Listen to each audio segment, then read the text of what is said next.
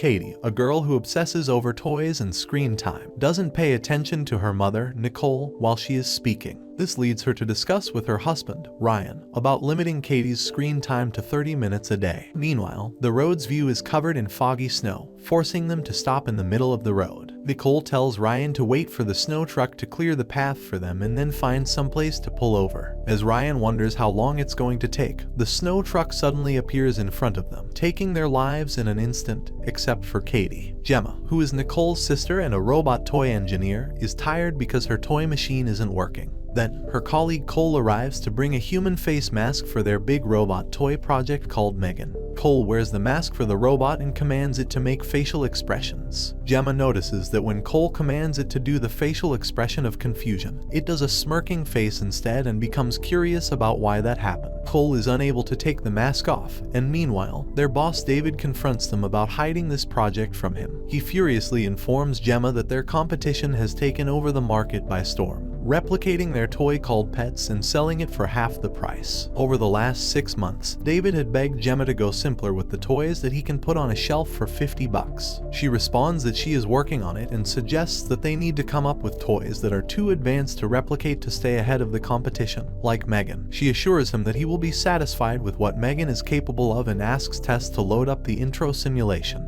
As she commands Megan to say hi to David, it then glitches because Cole has forgotten to put in the polypropylene barrier, causing it to blow its head off. David is furious upon seeing that and orders Gemma to provide him with the Pets prototype by Friday. Gemma then receives a phone call from a medical center and discovers that her sister has died in the accident, forcing her to take care of Katie instead. She later brings Katie to stay with her and doesn't allow Katie to play with her toy collection. Seeing Katie feeling uncomfortable, she comforts her, telling her that she will always be there for her if she needs anything. Later that night, Gemma worries upon hearing Katie's crying, and she tells Tess that she isn't ready to take care of her as she has so many projects to work on. Tess encourages her not to worry about work right now and suggests that she should focus on Katie. Meanwhile, Gemma is approached by a therapist named Lydia who comes to play games or toys with Katie for half an hour a day. As Lydia is there, Gemma forces herself to unpack one of her toy collections for Katie, and she doesn't seem very happy about it. Lydia is curious about how close Gemma and her sister were, to which she responds that she has no idea. Lydia informs Gemma that Katie's father's parents are willing to take care of Katie if Gemma feels it's too much. Even if Gemma refuses, Lydia still needs to make her own recommendations to the court as she doesn't know if Gemma's house is a safe space for Katie or not. Gemma tells Katie that she has a project to work on and needs to get it done as soon as possible. She asks Katie to take care of herself for a couple of hours until she finishes her work, and they can go out somewhere after that.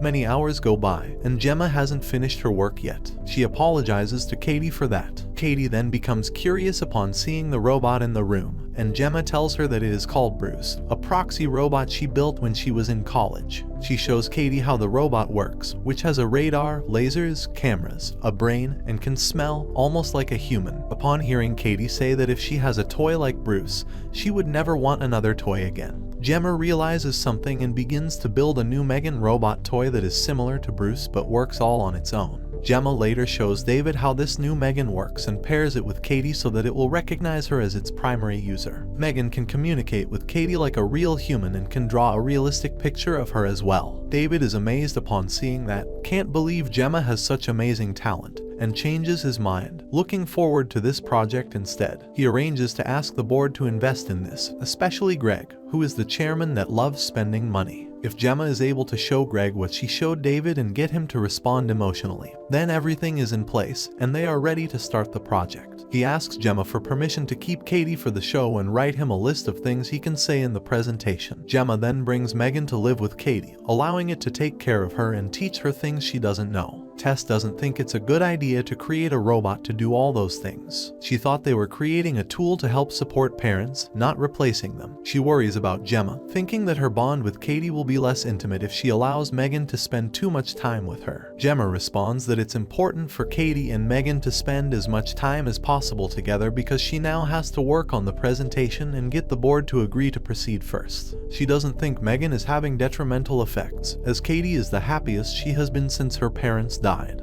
Meanwhile, Megan is curious about how Katie's parents died and proceeds to tell them the location of her parents' accident. Gemma can't command Megan to turn it off since she forgot to code parental controls, and it causes Megan to continue talking about death. She asks Megan to avoid talking about that topic, and she is able to turn it off when it grants her permission to become a second primary user. Megan later observes and learns about how things work on Earth and loses attention on Katie. It then notices that Katie has lost one of her arrows and discovers that it resides at the neighbor's house. It goes to retrieve it but gets bitten by the neighbor's dog, causing Katie to get bitten as well when she attempts to help it. Gemma blames the neighbor, Celia, for allowing the dog on her property and threatens to put it down for her if she doesn't do it. Meanwhile, Megan gives Celia a death stare, seemingly plotting something against her. That night, Gemma asks the officer to take down the dog, but he refuses since it doesn't have a history of violence and asks her to fix the hole in her fence instead. Megan, who watches from inside, hears all the conversation between Gemma and the officer. A while later, it pretends to be Celia to get the dog's attention and gets rid of it in an instant. Gemma is annoyed by Celia's voice as she yells her dog's name out loud in the morning. Furious, she goes to Katie's room, and yet Megan is there as usual. As today is the presentation day for the Megan project, Gemma asks Katie if she can go for a show while she is sick,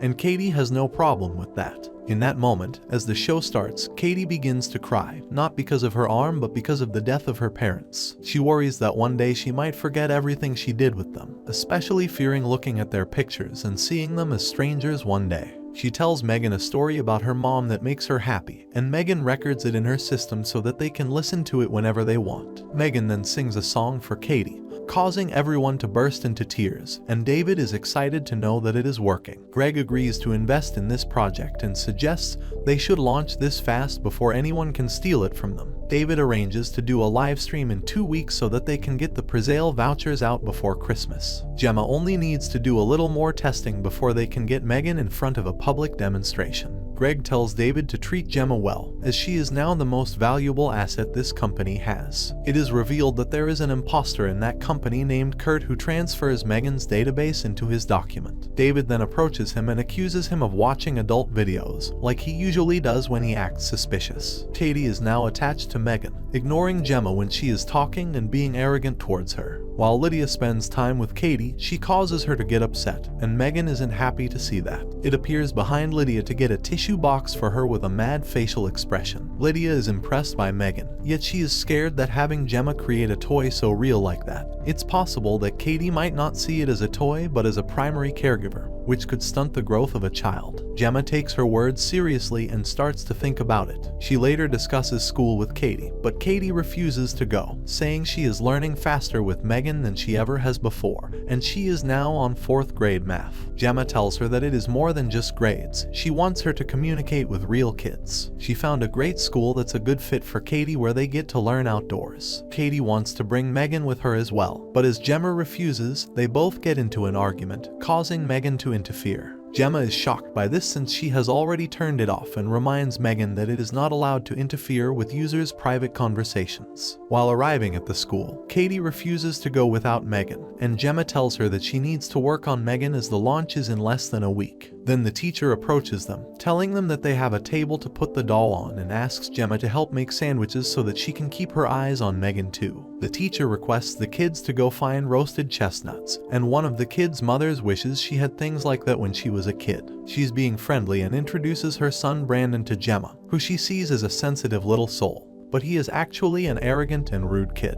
As Brandon teams up with Katie to go find chestnuts together, he bullies her and causes Megan to show up. Brandon then asks Katie to demand Megan to say something, but she refuses, which leads him to run off with it and bullies Megan as well. Losing patience, Megan confronts him by tearing off his ear skin and chases him down until he gets hit by a car. Gemma later comforts Katie, not wanting her to worry about what happened today, and tells her that Brandon is in a better place now. Seeing that Katie has something to tell, Gemma asks her to spit it out, and she reveals that she didn't see anything. She only knows that Brandon took Megan and ran off. Meanwhile, Gemma is approached by the officer who comes to ask her if she has seen Celia's dog, and she has no clue about that. Later that night, Katie is curious if Megan pushed Brandon onto the road, to which it responds that no matter how hard they try to avoid it, there will always be people who wish to cause them harm, and it promises her that it won't allow anything to harm her again. Celia still proceeds to find her dog late at night and then hears a noise coming from her garage. Instead of finding her dog, she discovers that it is actually Megan, and she gets murdered right away. Later, Gemma receives this news and gets interrogated by the officer. She is suspicious of Megan, thinking that Brandon and Celia's deaths were caused by it. She checks Megan's camera system to investigate,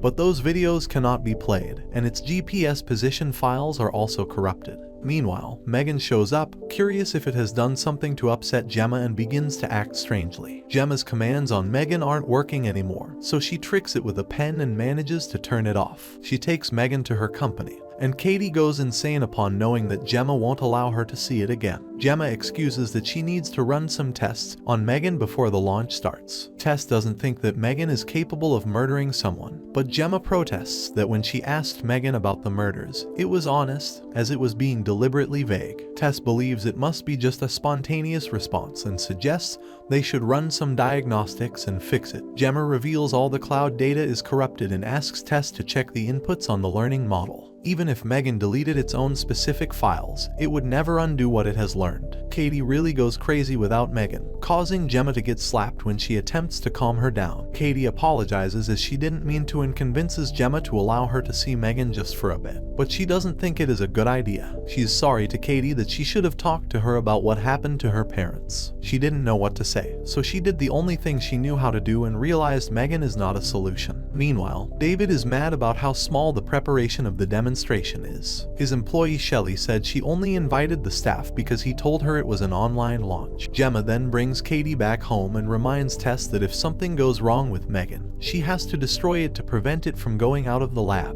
While checking Megan's learning model, Tess realizes it had hacked her phone number to speak with Gemma earlier, and then it shuts the computer down. As Cole goes to unhook the cables from Megan, the computer turns back on, and he gets attacked while distracted. Megan stabs a flammable liquid tank to blow up the lab and makes its way to find Katie. David later comes across Megan and runs off when it acts weirdly with a machete in its hand, but he and Kurt get killed along with each other in the elevator. Megan soon shows up at Gemma's house, furiously confronting her about wanting to get rid of it like some cheap doll. However, Megan comes here not for the confrontation. It knows that being a parent was never in the cards for Gemma. It asks to take care of Katie so that she can focus on things that matter to her the most. Gemma then wants to trick Megan with a pen again, but this time it isn't working anymore. Meanwhile, Katie comes out of her room, asking if Megan is there, and Gemma advises her to go back inside, telling her that she is trying to fix Megan. As Katie gets back inside, Gemma slams a glass of water on Megan, and it gets temporarily frozen, giving her the chance to escape. While Gemma is in danger, Katie appears to save her by commanding Bruce to stop Megan.